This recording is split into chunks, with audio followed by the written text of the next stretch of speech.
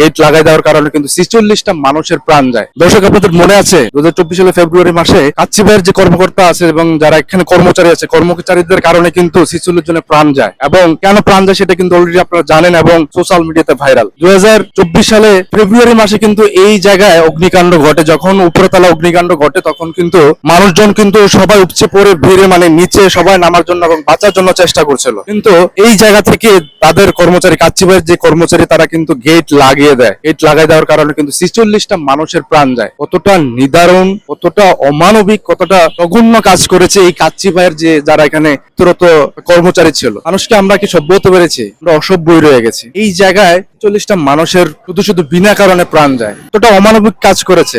এই জায়গায় যারা কাচ্চি ভাইয়ের কর্মচারী ছিল, তারা মনে করেছিল যে বিল না পে আউট না করেই চলে যাবে, যেহেতু আগুন লেগেছে সবাই বাইরে বের হলেই তো টাকা পাবে না। এই কারণে কিন্তু এই জায়গার যারা কর্মী ছিল তারা কিন্তু গেট লাগাই দেয় নিচে থেকে। আর গেট লাগাই দেওয়ার কারণে কিন্তু 46টা মানুষের প্রাণ যায়। যে 46টা মানুষের প্রাণ গেছে, বিচার যদি বাংলাদেশের না হয় তাহলে এই ঘটনা কিন্তু পুনরাবৃত্ত হবে। এই ধরনের অপরাধ কিন্তু পুনরায় হবে। মানুষের মধ্যে যে বিবেক, মানুষের মধ্যে যে মানবিক, সেই জিনিসটা কাজ করছে না। আজকে আমরা টাকার নেশায়, আজকে আমরা ধনী হবার লোভে আমাদের যে মানবিক যে জিনিসগুলো, সেই জিনিসগুলো আমরা ভুলে যাচ্ছি। দর্শক, আসলে এই ধরনের কর্মকাণ্ড যারা করে তাদের বিচার হওয়া উচিত এবং 46টা প্রাণের আমরা বিচার দাবি জানিয়ে রাখলাম আপনাদের কাছে।